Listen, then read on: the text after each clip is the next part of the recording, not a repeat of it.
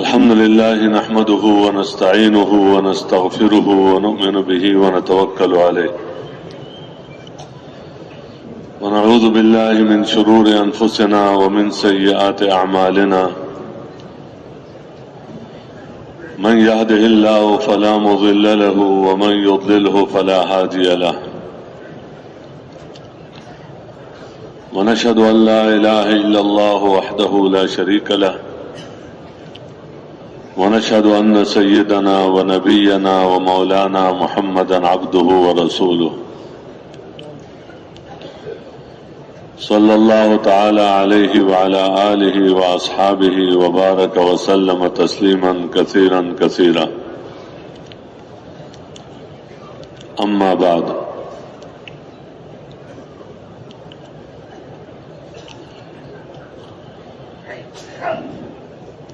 میرے محترم دوستوں اور بزرگوں اور بھائیوں،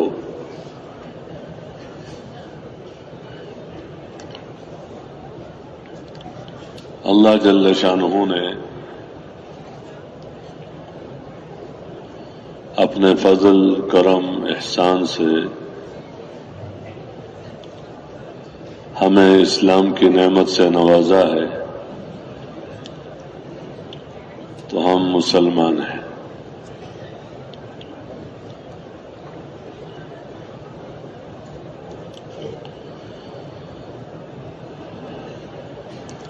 اسلام کا تعلق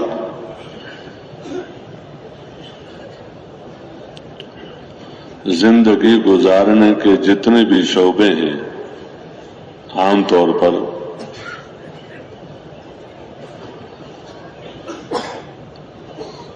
یہ 2-4 شعبے بتائے جاتے ہیں۔ ایک ہے تجارت کا شعبہ، پھر اس میں بہت ساری قسمیں ہیں،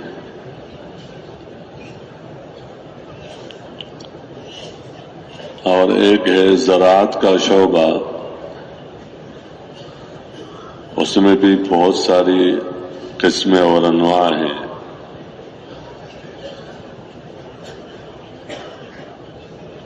اور ایک ہے مزدوری کا شعبہ، اس میں بھی مختلف قسمیں ہیں، اور ایک ہے ملازمت کا شعبہ، حکومت اور اس کے جتنے بھی انواع اور قسمیں ہیں۔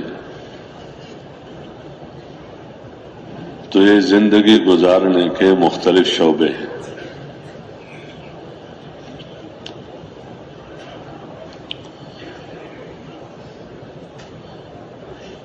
ایک کافر بھی ان شعبوں میں سے گزرتا ہے۔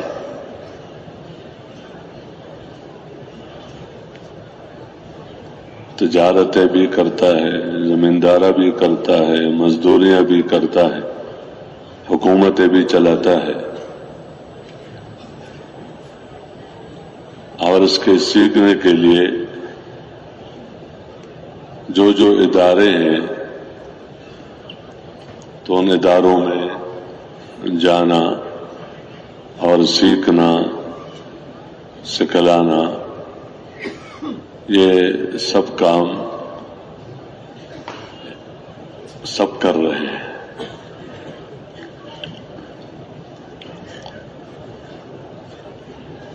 لیکن مسلمان ان شعبوں میں لگتا ہے مسلمان بن کر،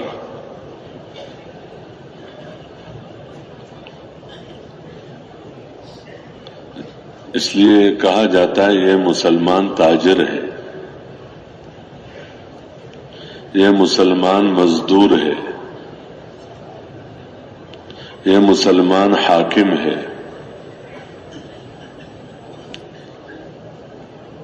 اور یہ مسلمان زمیندار ہے۔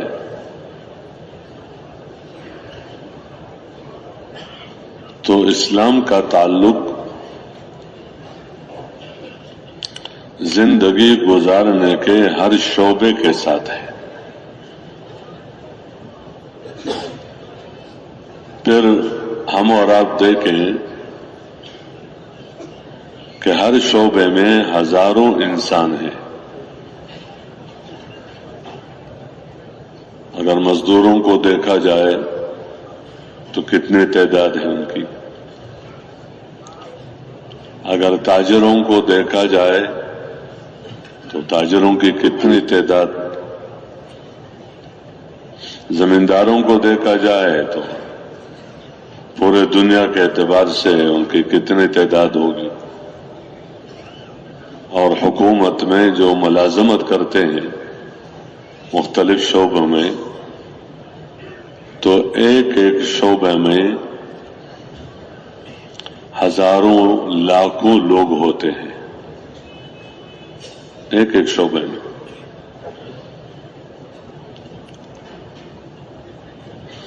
اور پھر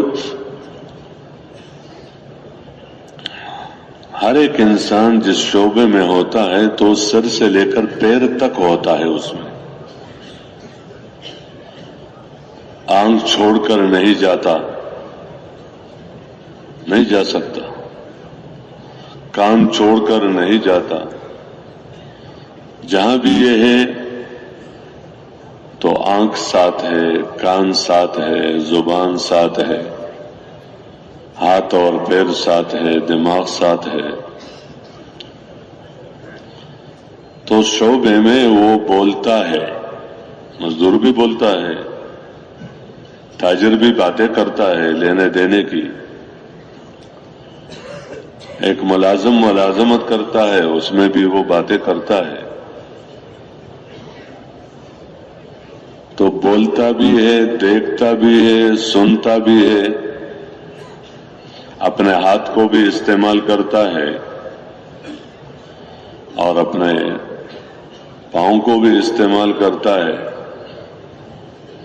اور دماغ بھی استعمال کرتا ہے، سوچتا بھی ہے.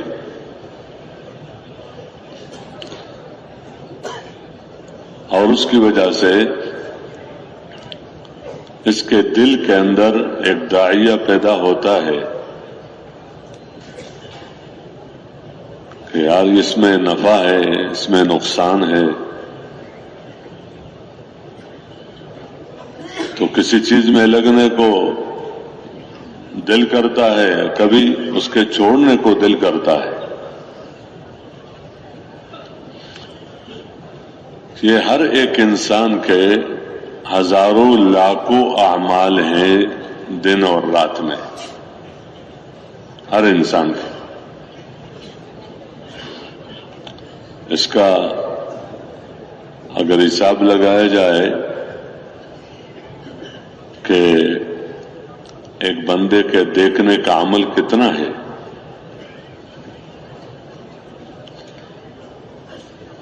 کیا سنا، کتنا سنا. اس لیے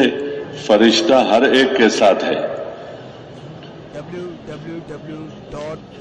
یہ فرشتہ ہر انسان کے ہر عمل لکھنے کے لیے ہے. ہر انسان کے ساتھ فرشتہ ہوتا ہے. کوئی بادشاہ ہے، کوئی وزیر ہے، کوئی فقیر ہے، کوئی مزدور ہے، کوئی دکان پر بیٹھ کر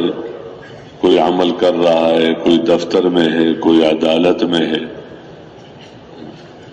اکیلا ہے، اس کے ساتھ دوسرا بھی ہے، تیسرا بھی ہے.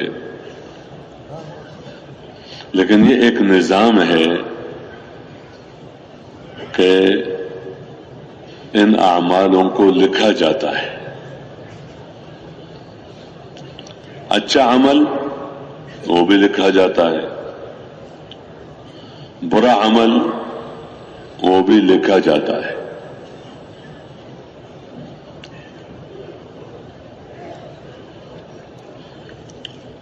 تو اسلام کا تعلق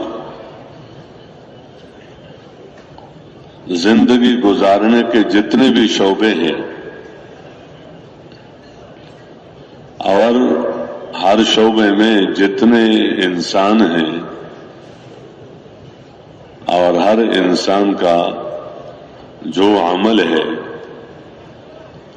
پھر گھر کے اندر عمل، باہر عمل، تو اس کے ساتھ اسلام کا تعلق ہے، گویا سر سے لے کر پیر تک، اندر اور باہر، اس کے ساتھ اسلام کا تعلق ہے۔ تو اللہ نے ہمیں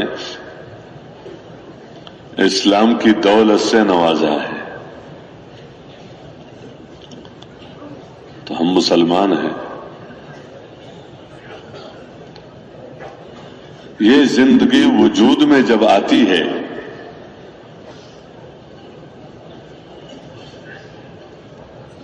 تجارتوں میں، زراعتوں میں، حکومتوں میں، ملازمتوں میں، گھروں میں، باہر، جب یہ زندگی وجود میں آتی ہے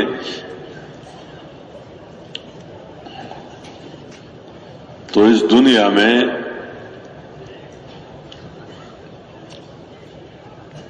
اس زندگی کے ساتھ رحمتیں اترتی ہیں، برکتیں اترتی ہیں، مال میں، اولاد میں، چیزوں میں، تعلقات میں۔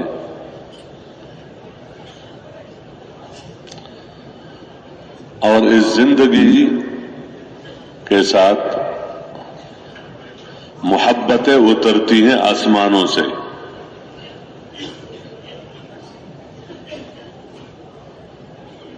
اور زمینوں سے،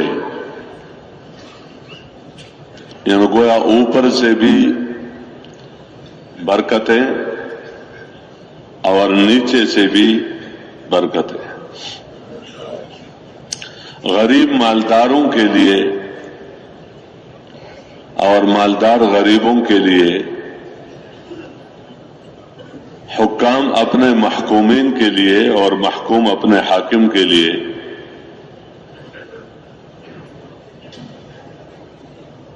ہر ایک جہاں بھی ہے تو وہ اس کے لیے رحمتوں اور برکتوں کا ذریعہ بنتا ہے اس دنیا میں۔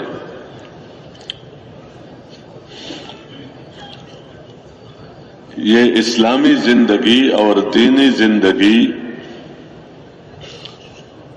سلامتی میں خود کفیل ہے، بلکہ یہ اسلام اور دین میں اس کا ماننا ہوتا ہے کہ یہ زندگی جب وجود میں آتی ہے تو خیر وجود میں آتی ہے، اس میں پیسوں کے ساتھ کوئی تعلق نہیں ہے۔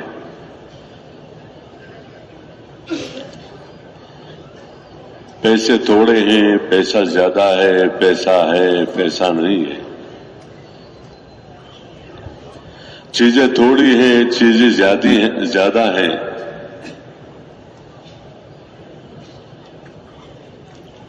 جس معاشرے میں بندہ رہ رہا ہے وہ معاشرہ کفار کا ہے، بے دینوں کا ہے، ان کے بیچ میں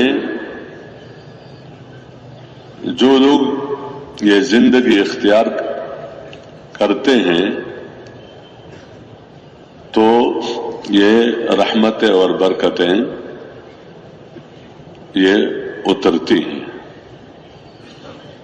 اس کے ساتھ کوئی تعلق نہیں ہے چھوٹا گھر ہے بڑا گھر ہے، کپڑے بڑھیا ہے گٹھیا ہے، سواری کیسی ہے، دوسروں کے ماتحت ہو یا دوسرے آپ کے ماتحت ہیں،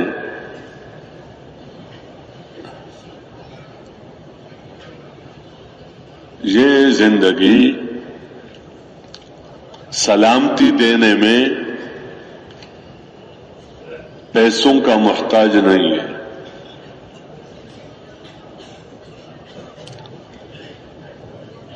یہ زندگی سلامتی دینے میں چیزوں کا محتاج نہیں ہے، ملک کا محتاج نہیں ہے، مال کا محتاج نہیں ہے،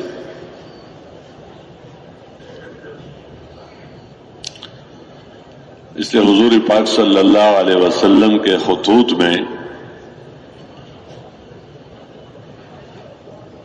جب مدینہ منورہ میں ایک ماحول بنا اسلامی زندگی کا اور دینی زندگی کا، اور ہر طبقے میں یہ زندگی وجود میں آئی، غریبوں میں، مالداروں میں، مردوں میں، عورتوں میں، بچوں میں، تو بادشاہوں کو خطوط لکھے مختلف ملکوں میں جو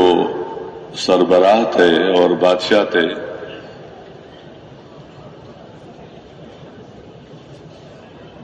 اور ان کو اسلام کی دعوت دی ہے، خط بھی لکھا ہے اور صحابی کو بھیجا ہے وہ خط دے کر۔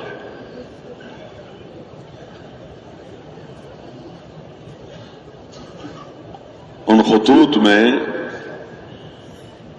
ایک مختصر بات حضور صلی اللہ علیہ وسلم لکھواتے تھے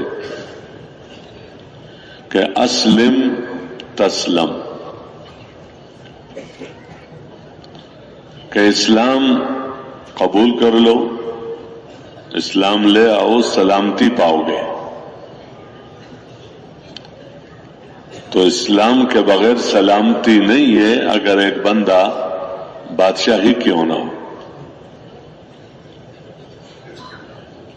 اور دنیا کے اعتبار سے بڑا عہدیدار کیوں نہ ہو، لیکن اسلام کے بغیر سلامتی نہیں۔ جیسے آنکھوں کے بغیر دیکھنا نہیں ہے اور کانوں کے بغیر سننا نہیں ہے، کوئی بھی ہو،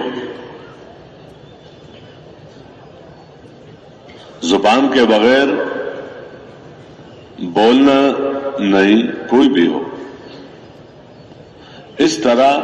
اس زندگی کے بغیر سلامتی نہیں، اس زندگی کے بغیر نہ عزت ہے، نہ اطمینان ہے، نہ خوشیاں ہیں، نہ محبتیں ہیں، یہ اسی دنیا میں، کیونکہ اسی دنیا میں انسان کے پاس چیزیں ہوتی ہیں، مرنے کے بعد تو کسی کے پاس کوئی چیز نہیں، جو دنیا سے رخصت ہوتا ہے تو چیزوں کو چھوڑ کر جاتا ہے۔ بادشاہ اپنے ملک کو، بادشاہت کو چھوڑ کر جاتا ہے، وزیر وزارت کو چھوڑ کر جاتا ہے، مالدار اپنے مال کو چھوڑ کر جاتا ہے،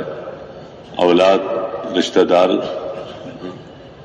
یعنی جس طرح دنیا میں آتے وقت اس دنیا کی کوئی چیز اس کے ہاتھ میں نہیں تھی، یہ تو دنیا میں جیسے ایک سرائے میں کوئی جاتا ہے تو گھر سے کوئی چیز لے کر نہیں جاتا، وہاں اس کے رات گزارنے کے لیے نظام بنا ہوا ہوتا ہے، اور رات گزار کر پھر وہ چیزیں اپنے گھر لے کر نہیں جاتا، اوروں نے آنا ہے، وہاں رات گزارنی ہے، انہوں نے بھی جانا ہے، اس سے پہلے بھی آئے تھے، انہوں نے رات گزار کر وہ چلے گئے، اور آنا چیزیں وہاں پر رہتی ہیں،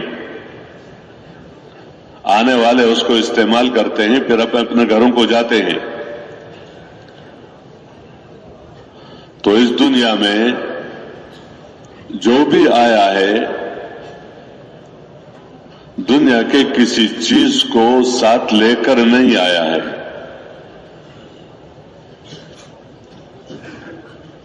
سر پر ٹوپی نہیں، پاؤں میں جوتا نہیں، بدن پر کپڑا نہیں، کوئی چیز بھی نہیں، وہ سب چیزیں یہاں پر ہے، یہاں اس کی ضرورت ہے، یہاں اس کی حاجت ہے، اللہ نے جتنی بھی چیزیں ہیں اس بندے کے لیے اللہ نے بنائی ہے۔ تو دنیا سے جاتے وقت دنیا کی چیزیں یہ چھوڑ کر جاتا ہے، کسی مالدار کے پاس اس کا مال، زمینداروں کے پاس اس کی زمینیں، جائیدادیں کوئی چیز بھی نہیں.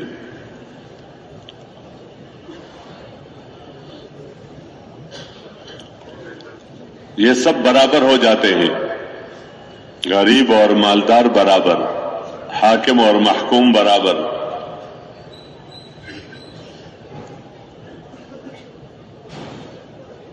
تو وہاں تو بندے کے پاس کوئی چیز تو ہے ہی نہیں. یہاں دنیا میں اللہ نے چیزیں انسان کی ضرورت پورا کرنے کے لیے پیدا کی ہے اور یہ اس کو استعمال کرتا ہے. اللہ پاک نے پیدائی اس بندے کے لیے کیے ہیں، تو یہاں بندے کے پاس چیزیں ہوتی، کسی کے پاس کم، کسی کے پاس زیادہ. لیکن مرنے کے بعد کم اور زیادہ کا معاملہ بالکل ختم ہو جاتا ہے، کچھ بھی نہیں، کسی کے پاس کچھ بھی نہیں.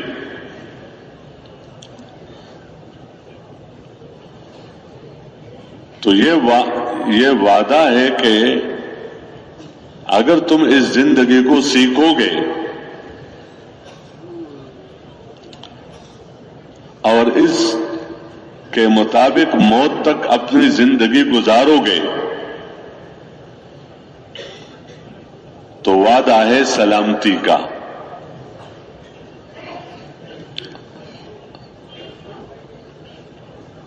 کامیابیوں کا، محبتوں کا.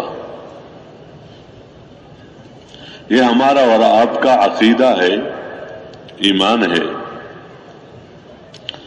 قرآن پاک کے اول سے لے کر اخیر تک، خواہ کسی نے پڑھا ہے، زیادہ پڑھا ہے، نہیں پڑھا ہے، لیکن اتنی بات واضح طور پر ہے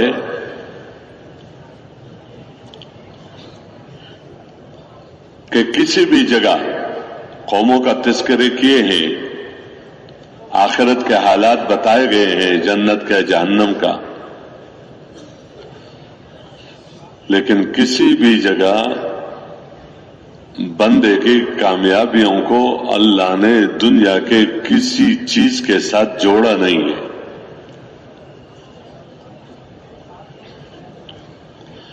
کہ چیزیں کم تھی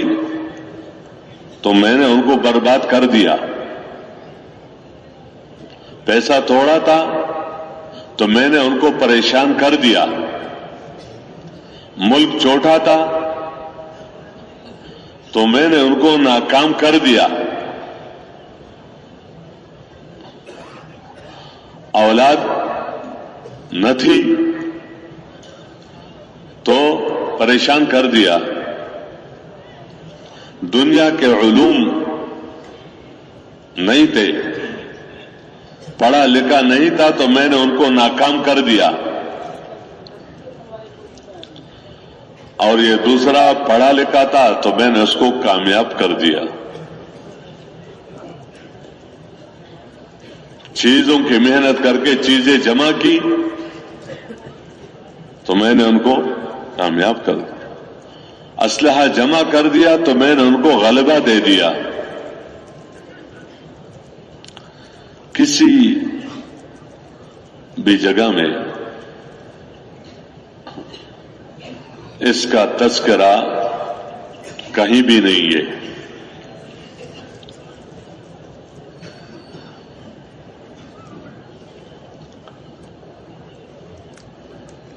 اور اس سے قرآن بھرا ہوا ہے.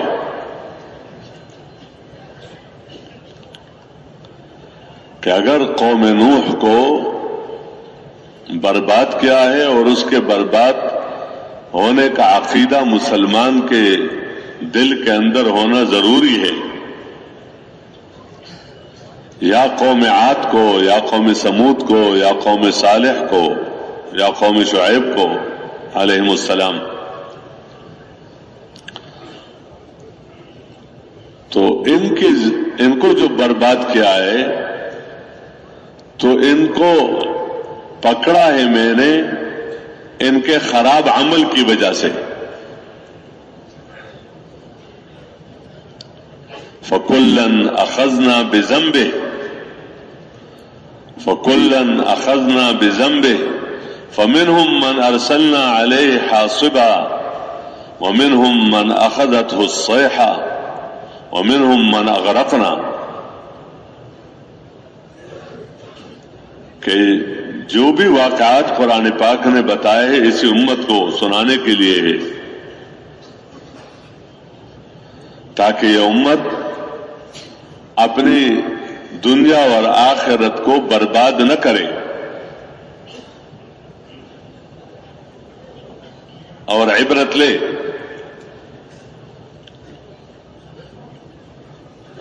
کہتے ہیں ان سب کو جو ہم نے پکڑا ہے تو ان کے گناہوں کی وجہ سے۔ اب الگ بات ہے کہ اس میں شرک بہت بڑا گناہ ہے اور کفر بہت بڑا گناہ ہے۔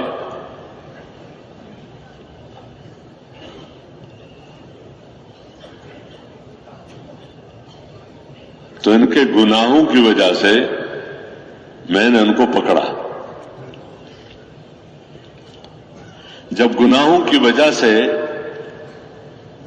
اللہ کی طرف سے پکڑ آتی ہے تو بندہ اپنے آپ کو بچا سکتا ہے، اپنے مال، اپنے اولاد، اپنے علوم اور جو کچھ بھی وہ سمجھتا تھا کہ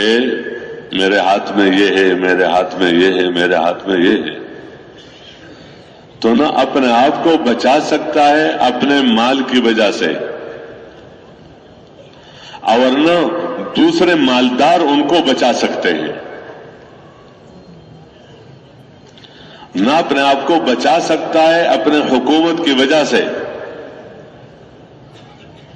اور نہ دنیا کے حکومت والے ان کو بچا سکتے ہیں۔ فما كان له من فئة ينصرونه من دون الله وما كان من المنتصرين، نہ کوئی جماعت ان کو بچا سکی اور ان کی مدد کر سکی، اور نہ خود اپنے بچاؤ کا سامان کر سکے۔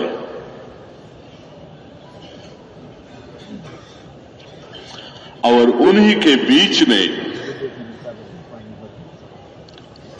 اسی معاشرے میں،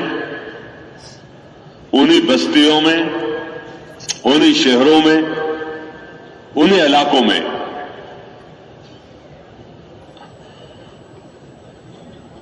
جن کے بچنے کے تذکرے ہیں، کہ ان سب کے بیچ میں اللہ نے جن کو بچایا ہے تو اس کے وجہ ان کا ایمان اور عمل ہے بس، اور کوئی وجہ نہیں کہ وہ غریب تھے تو اللہ کو رحم آیا ان کی غربت کی وجہ سے۔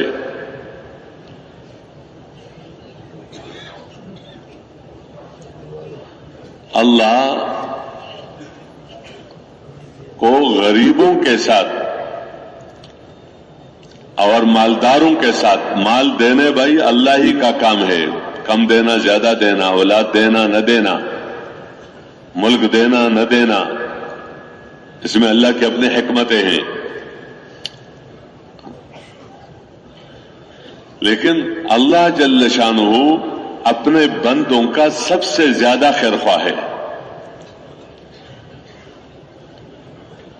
مخلوق میں تو سب سے زیادہ خیرخواہ پیغمبر ہوتا ہے، قوم میں اس قوم کا خیرخواہ ان کا سردار نہیں ہوتا،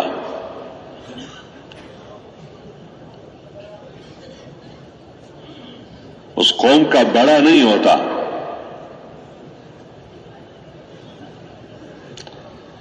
قوم کا جو خیرخواہ ہوتا ہے وہ نبی سے زیادہ کوئی خیرخواہ نہیں، اور پیغمبر سے زیادہ کوئی امانتدار نہیں۔ اس لیے انبیاء علیہ السلام نے اپنی دعوت میں اس کا تذکرہ کیا ہے کہ وہ انصح لکم، میں سب سے زیادہ تمہارا خیر خواہ ہوں، کوئی غرض نہیں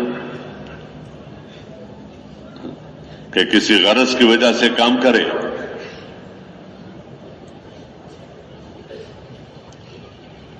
کوئی معاوضہ نہیں مانگتا، شاباش نہیں مانگتا،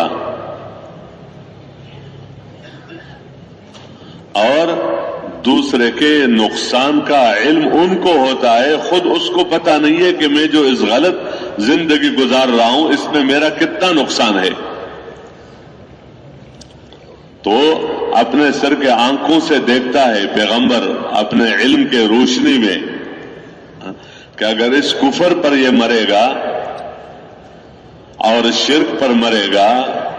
پیغمبر کی رسالت سے انکار پر مرے گا، آخرت کے عقیدے کا منکر بن کر مرے گا، اور جو زندگی میں لے کر آیا ہوں اس زندگی سے مستغنی ہو کر بن کر مرے گا، تو یہ سیدھا جہنم میں جائے گا۔ ان کو اتنا یقین ہوتا ہے اس بات کا کہ کلمے کے اندر ہی سب کچھ ہے، اس لیے جب وہ اپنے آنکھوں سے دیکھتا ہے کہ ایک بندہ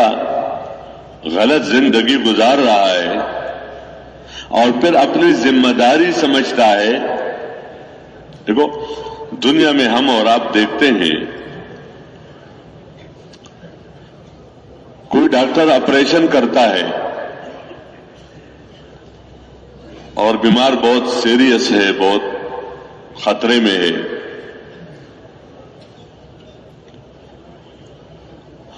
وہ جتنا اس سے ہو سکتا ہے تو اپنی کوشش کرتا ہے کہ جان بچ جائے، حالانکہ بچانے والا تو اللہ ہی، اس کے ہاتھ میں تو نہیں، لیکن اس کے اندر کی خیر خواہی یہ ہوتی ہے کہ اس بندے کی جان بچ جائے، اس لیے جتنا اس سے ہو سکتا ہے اپنے علم کے اعتبار سے جو سمجھ بوجھے اور خیر خواہی کے اعتبار سے تو اپنا پورا زور لگاتا ہے کہ بچ جائے، صحت ملے، اور جب بچ جاتا ہے تو اس کو اندر ایک خوشی ہوتی ہے کہ اللہ نے مجھے ذریعہ بنا دیا ایک انسان کے صحت کا اور جان بچانے کا، اور اگر وہ فوت ہو جائے تو اندر افسوس ضرور ہوتا ہے کہ مجھے ایک کام دیا گیا تھا، انہوں نے میرے پر اعتماد کیا تھا، میں نے کوشش کی، تو اپنی پوری کوشش کر کے باوجود اس کے کہ اس کے اندر ہے کہ بچانے والا تو اللہ ہی ہے، لیکن اندر سے پریشان ہوتا ہے، اور ان کے جو عزیز و اقارب ہوتے ہیں ان کو کہتے یار کوشش تو بہت کی، بہت افسوس ہوا۔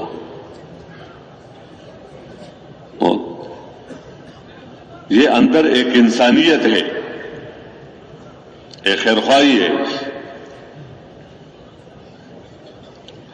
اپنے آنکھوں سے کوئی دیکھ رہا ہے کہ آگ، کسی جگہ آگ لگ گئی اور اس میں لوگ جل رہے ہیں، سیلاب ہے اور اس میں لوگ ڈوب رہے ہیں، اور اس سے جتنا ہو سکتا ہے اس کو وہ طریقہ آتا ہے کہ گھس کر اسی پانی کے اندر کیسے بچایا جا سکتا ہے، تو اس کی پوری کوشش کرتا ہے بغیر کسی ترغیب کے، گھنٹوں بیانات نہیں ہوتے اس میں، یہ ایک انسانیت اور اندر ایک جذبہ ہوتا ہے کہ یار یہ دیکھو اپنے آنکھوں سے میں دیکھ رہا ہوں ڈوب رہا ہے، میں بچا سکتا ہوں، جل رہا ہے میں بچا سکتا ہوں، اس کو نکال سکتا ہوں، اس کا گھر کا جو بھی ہو جائے لیکن یہ بچ سکتا ہے۔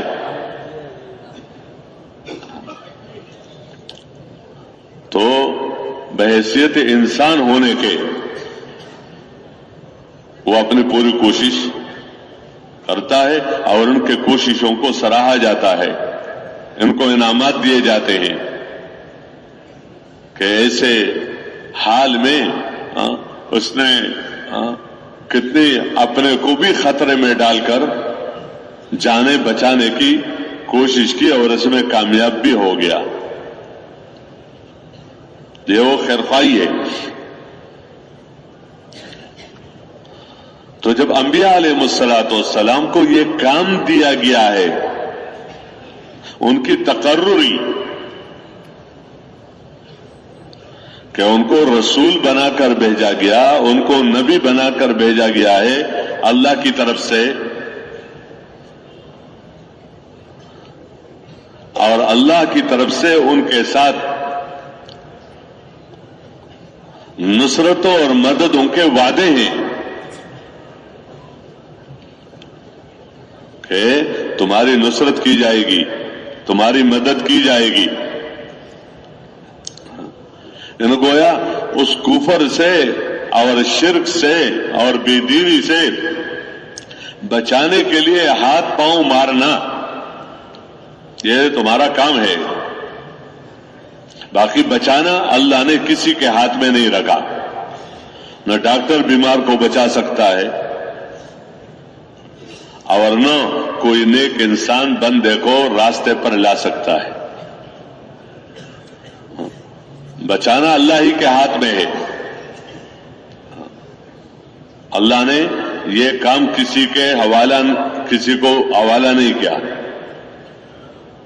وہ اللہ ہی کا۔ تو مخلوق میں سب سے زیادہ خیرخواہ وہ پیغمبر ہی ہوتا ہے۔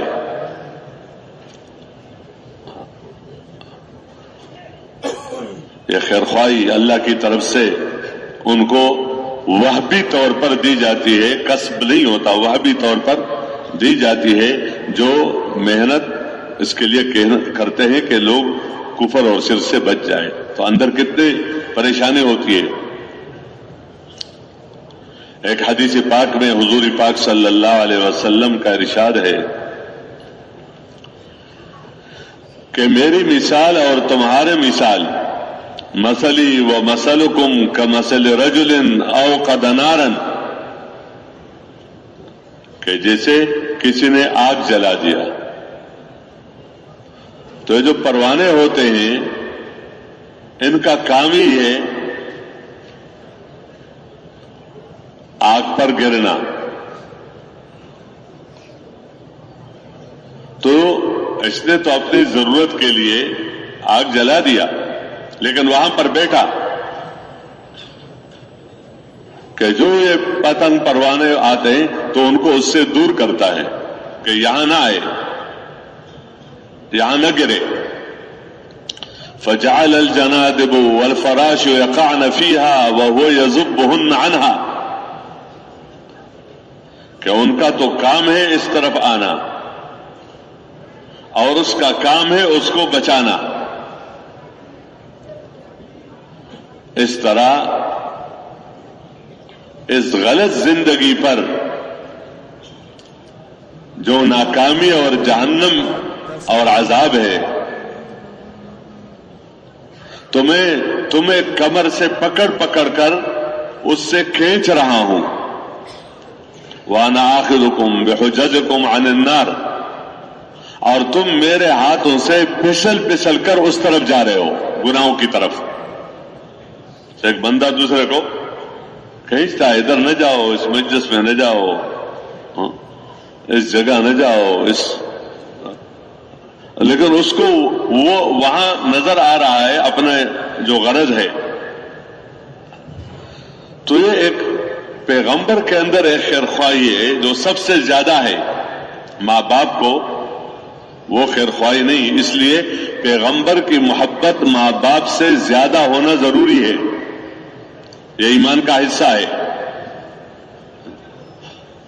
کہ مسلمان کے دل کے اندر اپنے نبی کی محبت صلی اللہ علیہ وسلم کی محبت، ماں باپ سے، اپنی جان سے، تمام دنیا کے انسانوں سے اپنے پیغمبر کی محبت زیادہ ہو. یہ ایمان نام ہے اللہ اور اللہ کے رسول کی محبت کا. لا يؤمن احدكم حتى اكون احب اليه من والده وولده والناس اجمعین، کہ تم میں کوئی ایمان والا نہیں بن سکتا جب تک میری محبت اس کے دل کے اندر اپنے باپ سے زیادہ نہ ہو. تاکہ ایک طرف اگر میری بات ہو اور ایک طرف باپ کی بات ہو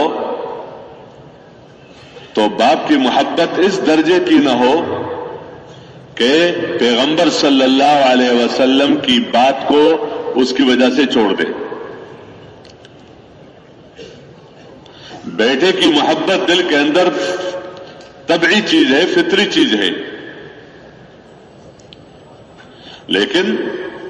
اپنے نبی صلی اللہ علیہ وسلم کی محبت اپنی اولاد سے زیادہ ہو، اپنے اولاد سے زیادہ ہو. لوگ ہیں، لوگوں کے ساتھ تعلقات ہوتے ہیں، دوستیاں ہوتی ہیں، تعلقات ہوتے ہیں، رشتے ہوتے ہیں، لیکن پیغمبر صلی اللہ علیہ وسلم کا تعلق اور پیغمبر صلی اللہ علیہ وسلم کی محبت دل کے اندر دنیا میں جتنے بھی انسان ہیں، دنیا میں جتنے بھی انسان ہیں، تو ایک مسلمان کے دل کے اندر حضور پاک صلی اللہ علیہ وسلم کی محبت سب سے زیادہ ہو. لا يؤمن احدكم حتى اكون احب اليه من والده وولده والناس اجمعین، کہ تم میں کوئی ایمان والا نہیں بن سکتا، اگرچہ ہاں علماء کمال ایمان کہتے ہیں، جب تک دل محبت کی جگہ ہے تو دل کے اندر پیغمبر صلی اللہ علیہ وسلم کی محبت اپنے جی اور اپنے نفس سے زیادہ ہو، والدین سے زیادہ ہو. طبعی چیزیں الگ ہیں، لیکن اگر دونوں کا مقابلہ آ جائے تو پیغمبر صلی اللہ علیہ وسلم کی محبت زیادہ ہو، جس کا تقاضا یہ ہوتا ہے کہ بندہ خواہش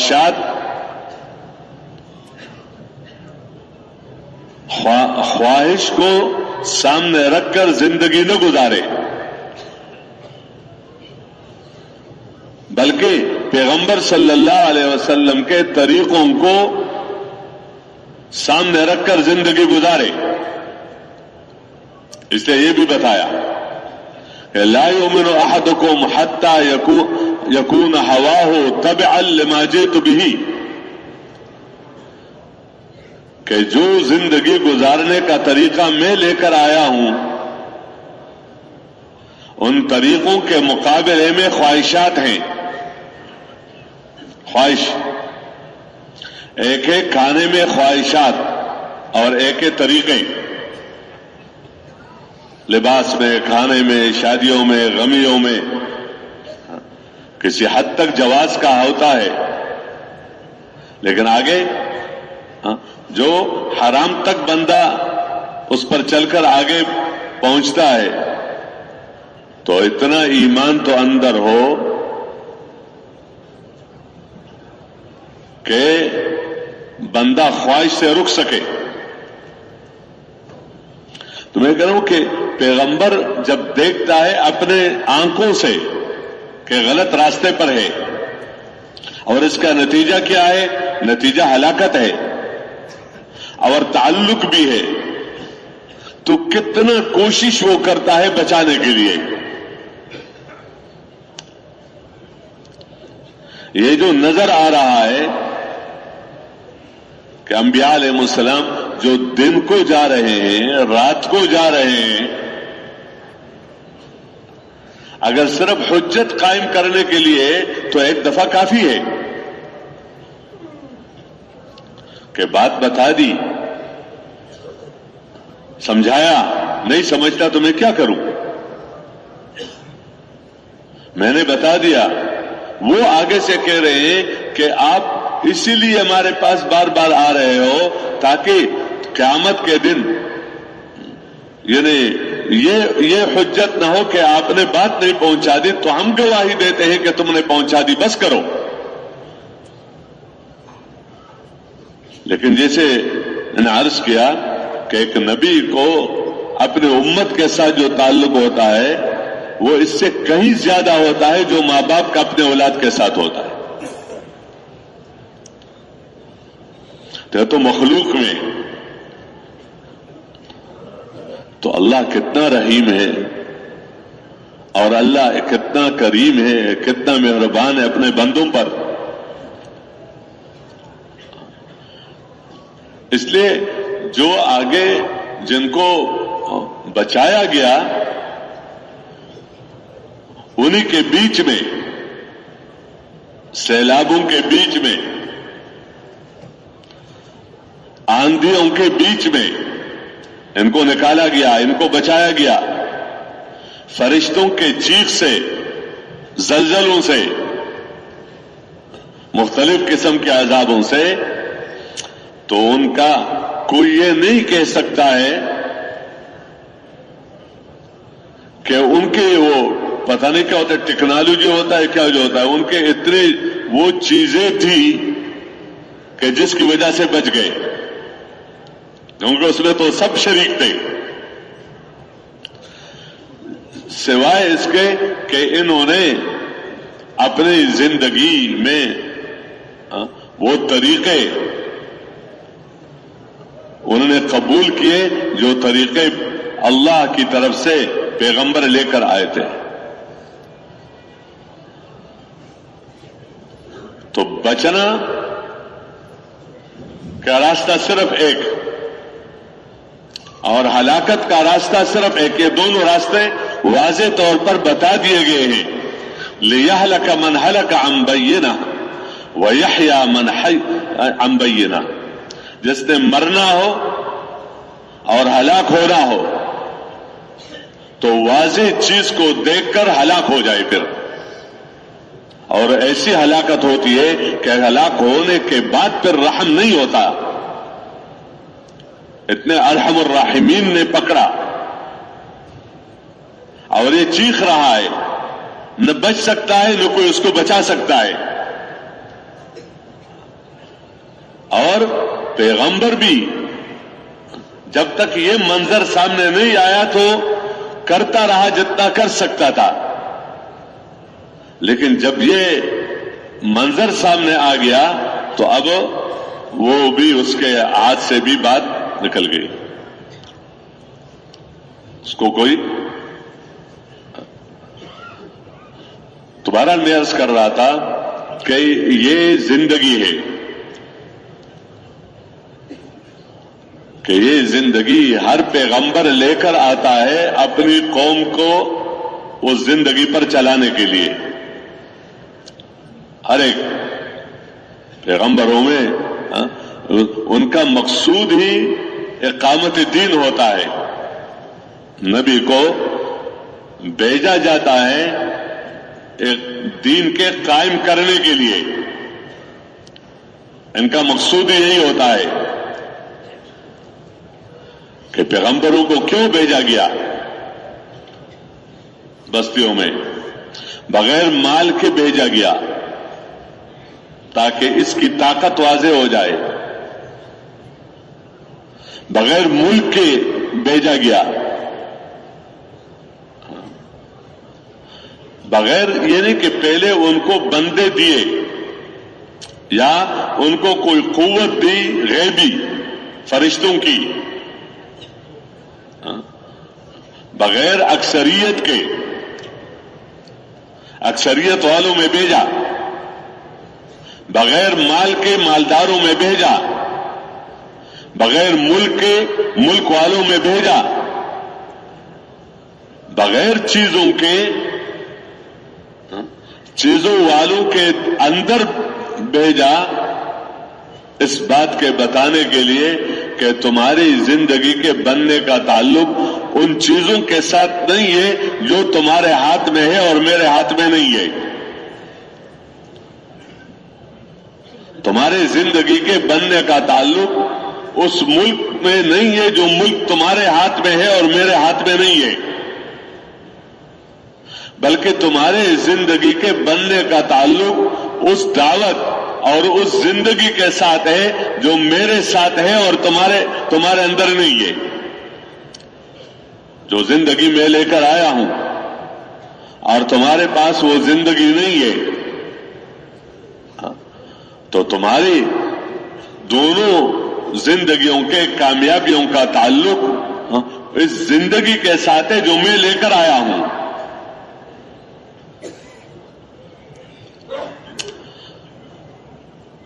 تو یہ واقعات ہے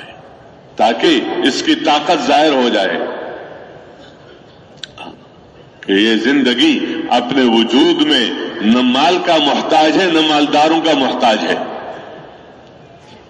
نہ ملک کا محتاج ہے، نہ ملک والوں کا محتاج ہے. اگر اس زندگی کے ساتھ مال والے ٹکرائے ہیں جو اس زندگی کے حامل تھے، اور ان کے ساتھ مال والوں نے ٹکر لیا ہے، ملک والوں نے ٹکر لیا ہے، اکثریت والوں نے ٹکر لیا ہے، قومی طاقت والوں نے ٹکر لیا ہے، جو بھی تھا لیا ہے، تو کہیں بھی یہ نہیں ہے کہ اس زندگی والوں پر ملک والے غالب ہوئے ہیں، یا اس زندگی کے ہوتے ہوئے مال والے ان پر غالب ہوئے ہیں، یا اکثریت والے اپنے اکثریت کی وجہ سے غالب ہوئے ہیں، اور یہ اقلیت باوجود دینداری کے اپنے اقلیت کی وجہ سے یہ مغلوب ہو چکے ہیں. اس کا کہیں تذکرہ نہیں ہے. کیوں؟ اس زندگی کا مطالبہ ہے ہر غریب مالدار سے، ہر حاکم محکوم سے، کہ یہ زندگی اللہ نے تمہارے لیے آسمانوں سے اللہ نے اتاری ہے، اور اس کے خلاف جو زندگی ہے وہ شیطان اور نفسانیت ہے، شیطانیت ہے اور نفسانیت ہے. یہ احکامات والی زندگی ہے، وہ خواہشات والی زندگی ہے. دوبارہ میں عرض کر رہا تھا کہ اس دین کا تعلق انسان کے، مسلمان کے، باقی انسانوں کو ایک طرف کرو، مسلمانوں کی بات ہو رہی ہے کیونکہ انہوں نے قبول کیا ہے، تو اس کا تعلق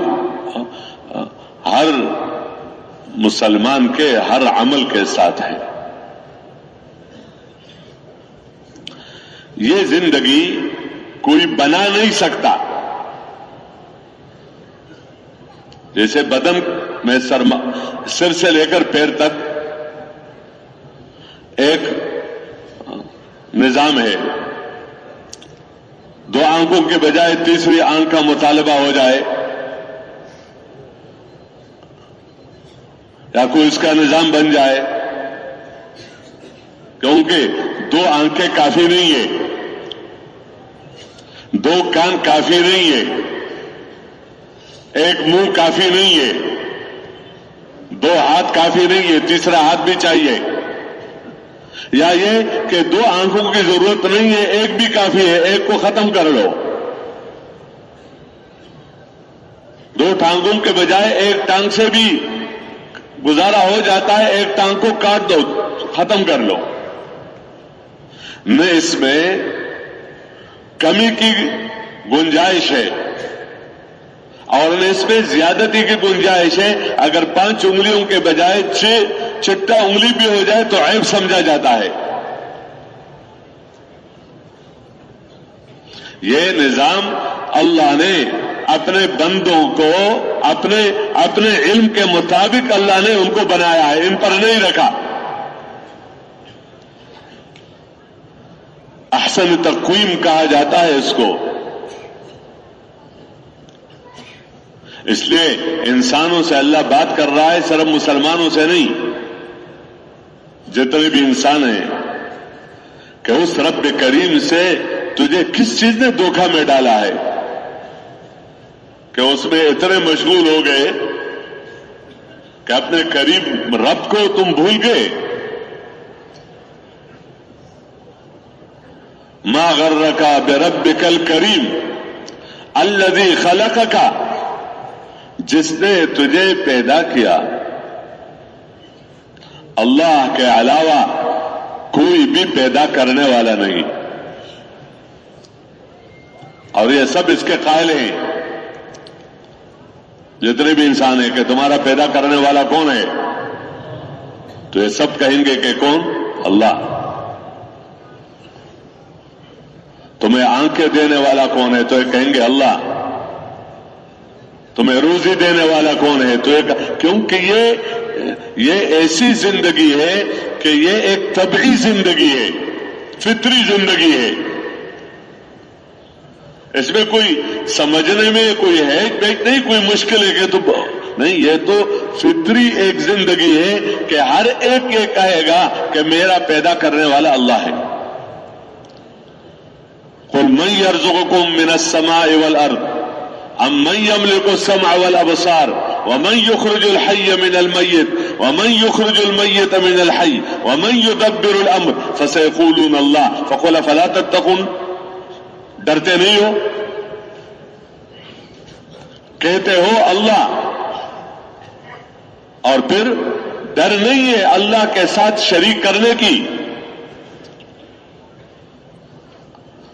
تو بتایا کہ اللہ نے تمہیں پیدا کیا اور پورا کیا، فسوا کا، پورے دیکھو ایک عضو نہ ہو، کوئی بغیر آنکھ کی دنیا میں آ جائے، والدین کو پریشانی نہیں ہوتی؟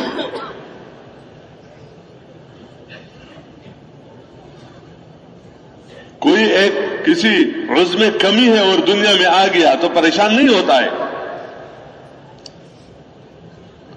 پھر اس میں اعضاء میں اللہ نے تو برابری کی ہے، ہر چیز کو اپنے جگہ پہ رکھا ہے۔ آنکھ کے لیے کون سی جگہ مناسب، کان کے لیے کون سی جگہ مناسب، سر کے لیے کون سی جگہ مناسب۔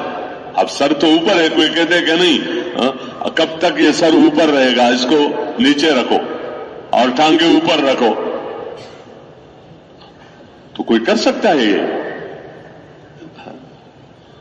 ہر چیز کو برابر کیا۔ فعدلک فی ای صورت ما شاء رکبک، تیرے پر نہیں چھوڑا، جس شکل میں اللہ نے تمہارے لیے چاہا اسی شکل میں پیدا کیا، کہ اللہ نے تمہارے لیے سب سے بہتر شکل، جانوروں کی شکل کو دیکھو، ان کی ساخت کو دیکھو، ان کو تو بھی اللہ ہی نے بنایا ہے۔ لیکن انسان کہ احسن تقویم ہے،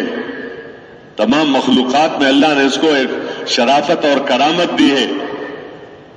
سب چیزوں کو اس کے لیے پیدا کیا ہے، اس کے لیے بنایا ہے۔ اس لیے یہ سمجھایا ہے کہ جیسے یہ اس میں کوئی کمی بیشی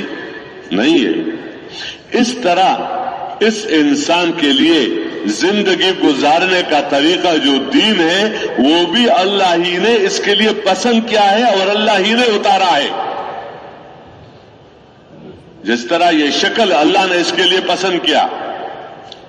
تو زندگی گزارنے کا طریقہ بھی اللہ ہی نے اس کے لیے پسند کیا ہے، اور جس طرح سر سے لے کر پیر تک یہ پورے اعضاء اپنے اپنے جگہ پر ہے اور یہ کامل ہے، اس طرح دین کامل ہے۔